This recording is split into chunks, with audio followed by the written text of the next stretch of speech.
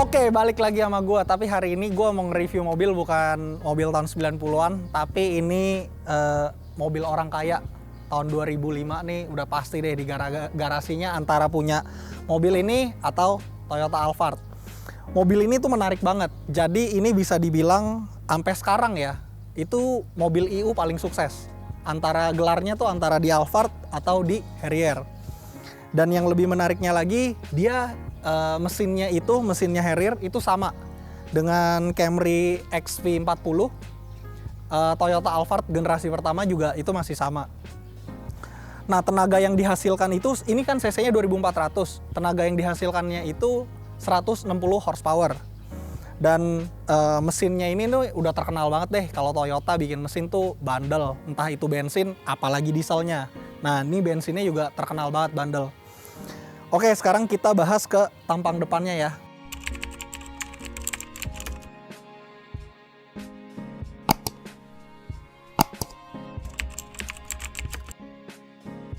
Nah, di tampang depannya ini bisa gue bilang ya, ini mobil tuh mobil yang susah buat dibenci. Kenapa? Dari tampang depannya, dari dilihat dari samping, dari dilihat dari belakang, itu semuanya enak dilihat. Dan pada saat ini keluar, ini tuh market leader lah untuk SUV mewah. Saingannya itu ada di Nissan Murano. Tapi kalau kalian lihat kayak head to head gitu, jelas mobil ini jauh lebih enak dilihat dan lebih unggul juga dari berbagai sisinya. Nah, terus yang unik lagi dari mobil ini adalah ini lambangnya nih. Lambangnya ini Toyota, tapi kok lambangnya burung. Ini ada filosofinya. Nanti gue lupa filosofinya seperti apa, tapi ini kalau nggak salah adalah jenis burung yang ada di Jepang. Jenis burung yang ada di Jepang. Nah, terus kalau kita bahas di tampang depannya, ini dibilang mewah iya, timeless juga iya. Setelah berusia 15 tahun kita lihat sampai sekarang juga ini mobil masih kelihatan ganteng. Terus posisi fog lamp-nya nih, kalau kalian perhatiin ya, dia posisi fog lamp-nya itu sampai nekuk nih. Nekuk di sudut. Biasa kan kalau misalkan mobil-mobil pada umumnya ada di ujung sini ya. Tapi dengan adanya fog lamp di sudut ini malah bikin mobil ini tuh tambah ganteng. Bener-bener tambah ganteng. Dan kalau misalkan Harrier itu grillnya itu nih lurus ke bawah nih. Kalian tahu kalau misalkan di Lexus itu ada yang grillnya lebih bagus lagi, dia garisnya lurus begini. Itu chrome, garis-garisnya itu chrome, dan lambangnya itu L. Itu jauh lebih bagus. Dan dari tampang depannya itu ini udah dilengkapin sama cermin buat ngelihat roda belakang nih. Jadi kalau misalkan kalian deket selokan atau trotoar, ini ngebantu banget buat ngeliatin itu. Udah paling dari depannya gue cuma bisa bahas itu. Sekarang kita lanjut ke bagian sampingnya yuk. Oke, dari bagian sampingnya ini kalau menurut gue buat SUV mewah ya, gue nggak tahu sih sekarang ini penempatan kelasnya semestinya di mana. Apakah di X5, setara X5 atau di bawahnya. Tapi ini bodinya lebih kecil dan kelihatannya jauh lebih kompak dibandingin dengan X5. Terus yang gue demen lagi di mobil ini itu adalah velgnya. Velgnya walaupun terkesan simple, palang 5, tapi ini tuh kayak cocok aja sama desain bodinya. Apalagi ini warnanya yang udah kayak gunmetal gitu ya. Rata-rata ada yang silver. Dan sebagai informasi tambahan, mobil ini tuh diproduksinya dari 2004 sampai 2013. Abis itu dilanjutin sama model selanjutnya yang menurut gua kurang sukses. Nah, terus ini juga kalian pasti tahu kalau misalkan mobil-mobil Harrier punya kelemahan di sini nih. Kelemahannya bukan secara teknis, cuman kelemahannya itu sering dicolong orang. Entah dimanapun kalian kalau misalkan pakai Harrier, ini pasti kacanya sering banget dipatahin orang. Temen gue mungkin ada cerita dalam waktu 3 bulan dia bisa 5 kali kena dipatahin. Sampai akhirnya dia ganti sama spionnya Innova. Dia nggak ada ininya ya, bentuknya kurang lebih sama, cuman nggak ada sennya kalau Innova punya. Oke, dari samping bodinya begini ya, gemuk tapi kayak bulky gitu, kelihatannya jadi cakep banget sih. Dan dari sampai sekarang ciri khas Harrier yang dipertahankan adalah ini. Ini selalu nih dipertahankan sampai model selanjutnya, dan kalau misal kalian tahu belum lama Harrier juga udah mungkin sebulan lalu Harrier itu ngeluarin generasi ketiganya dan ininya tetap dipertahankan nih. Pilar C-nya ya, pilar C-nya tuh iya pilar C-nya ini dipertahankan nih. Jadi kelihatannya yang ininya floating. Bagus banget sih, bagus. Udah dari bagian samping itu aja, kita lanjut ke bagian belakangnya. Nah, kalau bagian belakangnya kalian juga perhatiin tadi di awal video gue sempet mention fog lamp-nya yang sampai ke sudut. Nah, ini di belakangnya juga. Dan entah kenapa dilihatnya bukan aneh, tapi malah semakin bagus. Termasuk di lampu ini. Lampu ini kalau misalkan kalian kayak bayangin ya, ini bukan ditempel di mobil Harrier gitu. Kayaknya kurang deh. Cuman begitu ditempel di Harrier, entah gimana desainer Toyota itu bikin ini mobil, jadi kelihatannya tuh semua proporsional dan bagus. Ini lampu sih menurut gua kalau bukan ditempel Harrier sih kelihatannya nggak bagus ya. Tapi kalau di Harrier itu kayak, wah mewahnya dapet, elegannya dapet. Kelihatan kayak, wah ini mobil mahal gitu, outstanding gitu kalau kita lihat di jalanan. Terus di sini udah dilengkapi sama third lamp di atas. Dan sekarang kita lanjut bahas kapasitas bagasinya. Dan sebagai informasi ini mobil tipenya 24L Premium. Dan yang lebih gua suka dari mobil ini adalah warnanya sih. Warnanya itu jarang gue lihat. Sekarang kita lanjut yuk lihat kapasitas bagasinya. Oke, lanjut kita ke bahas bagasinya ya. Kapasitas bagasinya menurut gua ini lega banget dan emang standarnya kan Harrier itu aslinya ini bikinan Lexus ya. Dia share body Lexus dengan Harrier. Karena ini aslinya tuh ini dibuild buat Lexus, cuman Harrier itu dibedain mesinnya. Dan dalamnya itu memang kelihatan banget beda kualitasnya sama Toyota gitu. Oke, yang pertama ini tonneau covernya. Tonneau covernya ini bagus banget, solid banget, dan looks-nya tuh kelihatan mewah banget. Terus kapasitasnya seperti yang kalian lihat ini besar gitu. Apalagi tonneau covernya kita lepas itu jauh lebih besar. Dan pinternya Toyota itu dia bikin tempat penyimpanan itu yang cukup unik. Ini dipencet. Nah, jadi di sini ada tempat penyimpanan nih. Buat kalian taruh barang dan ini cukup besar. Udah ada first aid kit-nya juga nih. Ini first aid kit-nya. Nah, ban serepnya ada di mana? Ban serepnya dia ada di kolong ban serepnya. Tapi ini ide yang menurut gue cukup brilian. Oke, dari belakang paling gue cuma bisa bahas itu doang. Sekarang kita lanjut ke kabin bagian belakangnya kayak gimana.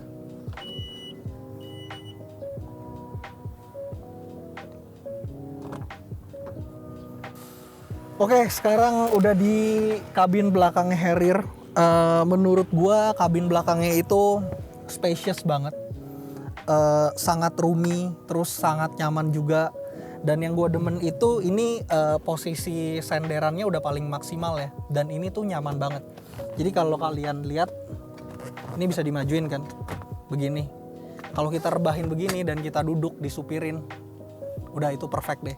Dan menurut gua daripada kalian memang beli mobil-mobil kayak CR-V yang baru ya atau X-Trail dengan harga segitu, kalian bisa beli mobil ini sih. Itu save-nya lumayan banyak. Ini market price-nya mungkin dari 150 sampai ya ada yang di kepala 3 juga yang lebih muda. Cuman itu warnanya spesial lah. Kadang-kadang ada yang warna interiornya tuh beige dan itu cukup jarang. Oke. Tapi overall duduk di sini tuh kayak kalian lihat, wah, legroom lega, headroom lega, terus ini sudut kemiringan, ini nyaman banget. Dan di door trimnya ya, kita bahas di door trimnya. Door trimnya ini udah ada asbak, terus di sini ada aksen silver, di bawahnya ini ada panel wood, terus ini ada kulit ya, ini dilapisin busa, terus ini kulit dan semuanya itu udah soft touch. Ini udah soft touch. Handle udah dilengkapin juga sama armrest. Nah, ini armrest. Ini di sini ada tempat penyimpanan yang cukup gede. Terus cup holdernya ada di balik sini. Oke.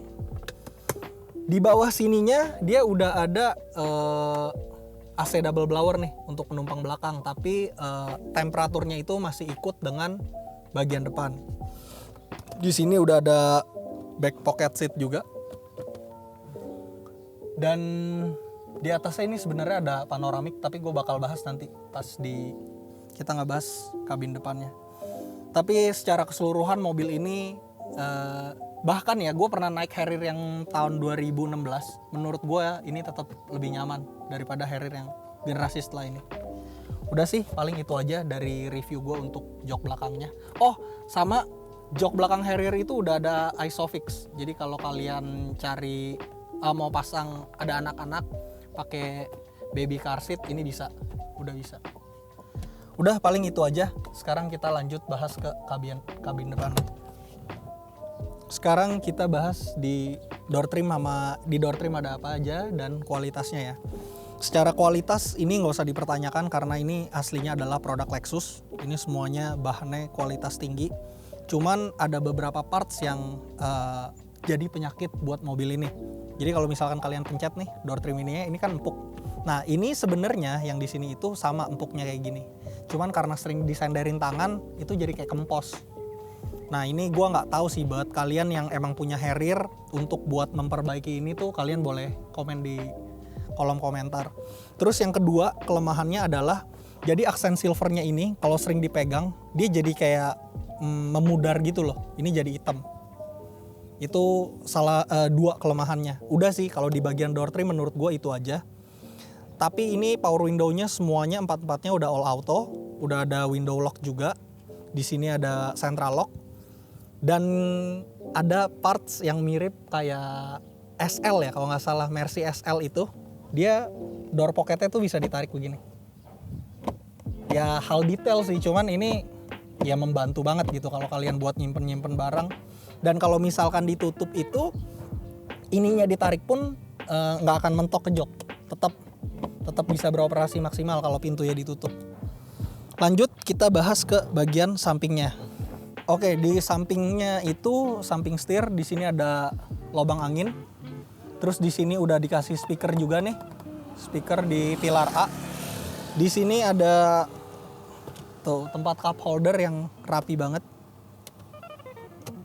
Di bawahnya lagi ini ada kayak tombol tambahan ya, gue nggak tahu ini apa.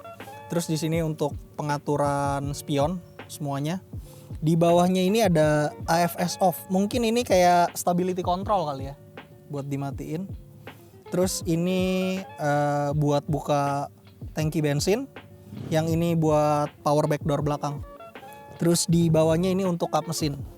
Dan mobil ini itu udah dilengkapi sama electric seat kiri dan kanan. Keren banget sih ini. Ini semuanya masih aktif, enak banget. Dan satu lagi penyakit Harrier itu kalau misalkan kalian perhatiin Harrier di sini tuh biasanya udah warnanya tuh udah abu-abu gitu, pudar. Tapi ini kebetulan masih mulus. Dan satu lagi kekurangan Toyota ya buat mobil mewahnya. Rata-rata tuh kalau misalkan umurnya udah di atas 5 tahun entah kenapa joknya tuh rata-rata udah pada retak. Nih kayak di sini udah termasuk di Lexus ya, Lexus yang tahun 2010 gitu, 2011 itu rata-rata joknya tuh udah kayak retak-retak gitu. Oke, sekarang kita lanjut ke bagian tengahnya. Ini mobilnya tahun 2009 dan hal menarik pertama yang kita tahu adalah ini. Jadi setir ini kalau misalkan kita colokin dia akan ke posisi terakhir, kita setting. Kalau misalkan kita cabut dia akan naik ke atas. Dan ini fitur yang bener-bener tuh kalau sampai sekarang pun cuman ada di mobil-mobil mewah ya. Maksudnya kalau mobil-mobil biasa gitu under 500 juta kayaknya nggak ada yang punya fitur seperti ini gitu di harga barunya ya. Terus ininya juga tilt dan teleskopiknya udah elektrik ya. Ini keren banget. Nah, setirnya itu ini paduannya panel wood. Terus di sini dilapisin kulit, ada panel wood lagi. Ya, ini panel wood buat nambah kesan mewah sih. Cuman jujur untuk digenggam itu kayaknya lebih enak kulit ya kalau gue pribadi. Gitu. Terus ini tuas kiri dan kanan. Ini udah ada auto lamp buat fitur lampunya. Terus ini buat pengaturan wiper di sebelah kiri. Ini untuk pengaturan sen dan lampu. Terus ini speedometernya ini lumayan unik. Kenapa? Karena kalau speedometer mobil pada umumnya itu dia kayak satu gitu ya, satu kelihatan semuanya. Ini tuh kayak bulet-bulet dibagi 3 gitu. Jadi yang tengah itu buat kecepatan, yang kiri itu untuk RPM, dan yang kanan itu untuk bensin sama suhu mobil. Nah udah, terus kita lanjut lagi ya. Mobil ini udah dilengkapin sama armrest, tapi armrestnya itu yang modelnya nempel di jok ya. Nih, nah ini seperti yang gue bilang nih, ini kulitnya Toyota selalu kayak gini nih, retak-retak. Terus kita bahas ke bagian tengahnya. Bagian tengahnya kalau kita ngelihat di tahun 2021 ini gitu, mungkin ini kelihatannya ya biasa gitu. Tapi untuk di tahun 2005 ketika mobil ini baru pertama keluar, ini tuh sesuatu hal yang mewah. Jadi onboard komputer itu nggak sembarangan mobil tuh ada. Di sini udah ada display buat informasi tentang mobilnya ya. Terus head unitnya dia udah built-in sama mobilnya. Terus di sini, di sini nih aksen silvernya ini sama dengan ada yang di door trim. Jadi kalau misalkan kalian perhatiin, banyak tuh biasanya di pencetan-pencetan tertentu AC atau apa dia udah mulai memudar, warnanya tuh udah mulai hitam. Tapi ini pada zamannya saat keluar ini sangat mewah sekali. Dan di atasnya itu ini udah ada center speaker ya. Ini udah ada center speaker. Terus joknya itu udah dilengkapin dengan heater kiri dan kanan. Kalian bayangin, ini mobil harganya under 200 juta. Tapi fitur yang dikasih buat mobil ini tuh sangat berlebih sih menurut gua. 200 juta kalian mungkin Avanza baru aja nggak dapet gitu. Terus kualitasnya juga. Nah kualitasnya itu kalian perhatiin tuh. Kualitas dashboardnya ini sering ada yang pecah. Dalam artian retak gitu karena sering kejemur. Jadi ini terkenal dengan endurance-nya tuh kurang bagus kalau menghadapi cuaca panas gitu. Udah, terus di sini ada lighter dan ini tuas transmisinya ya. Ini masih yang tipenya gate gitu, jadi kayak nggak ada pencetannya, cuman kita ngikutin arahnya. Terus di sini ada mode berkendara, ini snow. Nah, di sini juga panel woodnya itu ya panel wood Toyota tahun 2000-an begini nih. Kayak warnanya masih kayak merah-merah gitu sih. Nah, di bawahnya nih ada tempat penyimpanan. Tempat penyimpanan, ada cup holdernya. Nah, sekali lagi di sini fitur mewah mobil ini kelihatan. Jadi kalian ini ada tempat penyimpanan yang cukup besar. Cara ngebukanya cuma dipencet. Cara nutupnya juga dipencet. Kayak mekanismenya tuh beda sama mobil-mobil pada umumnya sih. Ini ngelihat banget kalau Harrier itu memang ya mobil semewah itu. Terus kita lanjut ke bagian atasnya ya. Nah ini ada sun visor, udah dilengkapin dengan cermin dan lampu. Terus nah ini juga fitur lagi nih. Ini panoramik loh. Kalian bayangin ini panoramik loh. Ini bisa dibilang salah satu mobil pertama yang mempopulerkan panoramic roof gitu. Kalau mobil-mobil sekarang ya memang jelas sudah banyak, tapi di tahun 2000-an itu nggak banyak buat mobil yang udah dilengkapi dengan fitur panoramic roof. Ini keren banget. Terus kita bahas ke laci penyimpanan ya. Laci penyimpanannya juga gede banget ini. Ini termasuk besar. Apalagi ya yang bisa gue bahas? Oh di sini, ini ada tempat penyimpanan kacamata. Terus di sini ada lampu ya. Ini lampu kabinnya masih kuning. Ini untuk pengaturan sunroofnya. Dan mobil ini semuanya tuh rata-rata hampir 90% yang gue lihat interiornya adalah hitam. Terus atasnya abu-abu. Tapi mungkin kalian juga pernah lihat kalau misalkan ada yang interiornya beige dan itu jauh lebih bagus. Harganya juga rata-rata di atas pasaran. Udah paling yang bisa gue bahas itu doang. Sekarang kita lanjut ke driving experience. Sebenarnya sih gue pengen cobain driving experience ini di setirin karena paling enaknya tuh di sini. Tapi nggak apa-apa, gue bakal kasih pengalaman nyetir mobil ini gimana enaknya. Oke, lanjut. Oke, gue udah di balik kemudi Toyota Harrier generasi kedua tahun 2009. Gue bakal sharing pengalaman nyetir mobil ini. Sama yang gue demen dari mobil ini, ketika kita masukin gigi mundur itu dia ada bunyi tuh nit. Ya memang terkesan kayak bus ya atau truk, cuman pada zaman itu masih sangat jarang mobil yang kayak gitu, dan itu kayak menurut gua yang ngelambangin kemewahan sih gitu. Jadi mobil ini mesinnya Camry ya, masih sama dengan Camry kayak Alphard ya. Kalau secara tenaga sih bisa dibilang standar aja gitu, karena memang mobil ini bukan buat kebut-kebutan, bukan buat kenceng-kencengan gitu ya, tapi tenaganya cukup aja gitu, bukannya kenceng tapi ya cukup. Dan perawatan soal mobil ini tuh sama sekali nggak ada yang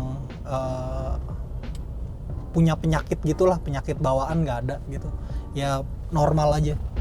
Terus ini ngelewatin speed trap itu kayak halus banget ini mobil. Oke, bicara visibilitasnya ke belakang oke. Ke samping semua, ke depan ini dashboardnya juga nggak tinggi ya menurut gua. Jadi lu ngeliat ke depan itu enak, dan ini posisi duduknya udah di set yang paling rendah juga, tapi visibilitas masih oke. Cuman di sini pilar A-nya cukup besar ya, tapi nggak sampai mengganggu. Gitu. Kalau bicara soundproofing, mobil ini sangat bagus. Gitu, kayak mobil motor lewat itu sama sekali nggak masuk ke dalam sih. Terus suara ban ntar gue bakal kasih lihat, harusnya sama juga kedapnya, karena ini kebetulan yang punya Om Anton dia udah ganti ban pakai ban merek Continental ya. Ya tenaganya biasa aja sih, biasa aja. Cuman di setirnya itu menurut gue enak gitu. Dalam artian enak tuh kayak mobilnya ngikut aja, nurut ya. Mungkin bukan kayak pas cornering gitu jadi nggak ada gejala body roll, itu tetap ada pasti. Karena ini suspensi mobil ini tuh empuk banget, jadi gejala body roll itu pasti ada. Cuman kalau buat ya belok-belok gitu, bukan belok yang ini ya, itu masih oke banget sih. Dan tadi gue mau cerita ya, mobil ini kan tadi gue kayaknya udah sebut juga di depan soal harganya, cuman pajaknya gue belum cerita. Pajak mobil ini tuh kisarannya di 6 jutaan untuk mobil pertama. Jadi ya bisa dibilang cukup mahal ya buat mobil tahun udah 10 tahun lebih, karena memang ini waktu itu masuknya secara CBU dan pajaknya juga pasti lebih mahal, apalagi ini juga kendaraan mewah.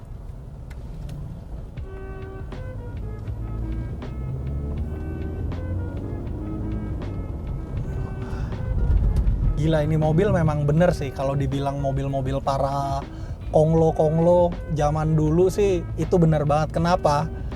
Gila, bantingannya enak banget, Bray. Ini enak banget bantingannya. Emang kalau duduk di belakang gitu ya, supir konglo zaman dulu, bos-bos besar zaman dulu naik mobil ini di belakang udah pasti enak banget. Udah lega, terus senderan belakangnya itu enak gitu, rebahnya tuh sudutnya enak, terus bantingannya juga bikin ngantuk kali ya. Nah, sekali lagi nih gue saranin, tadi di awal juga gue udah sempet ngomong, buat kalian yang emang lagi nyari SUV dengan budget 200 juta, ini bisa banget buat dijadiin opsi. Karena dengan segala kelebihannya itu 200 juta menurut gue murah sekali. Ya murah lah, relatif murah gitu.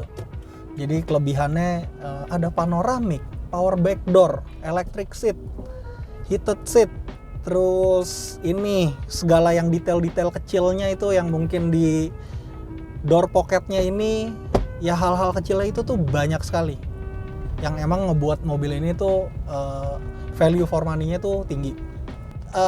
Salah satu penyakit di mobil ini itu menurut gua ada di kaki-kaki. Ya karena memang kaki-kakinya itu dirancang dengan sedemikian rupa sampai segitu nyamannya, ada hal yang harus dibayar gitu. Dan itu parts-nya untuk kaki-kaki relatif mahal. Tapi sisanya selebihnya ya kayak ngerawat Camry aja sih. Nah kalau kalian tuh setuju gak sih kalau misalkan ini mobil tuh memang gak bisa dibenci sih gue bilangnya. Mobil ini salah satu mobil yang gak bisa dibenci. Tulis deh di kolom komentar. Dengan kelebihan yang segitu, terus dulu yang make juga ketahuan dulu marketnya untuk orang-orang menengah ke atas. Mobil ini kalau ketemu jalanan-jalanan rusak sih enak deh, di lari-lari di 30-40 ini mobil ketemu jalanan rusak menurut gua oke banget.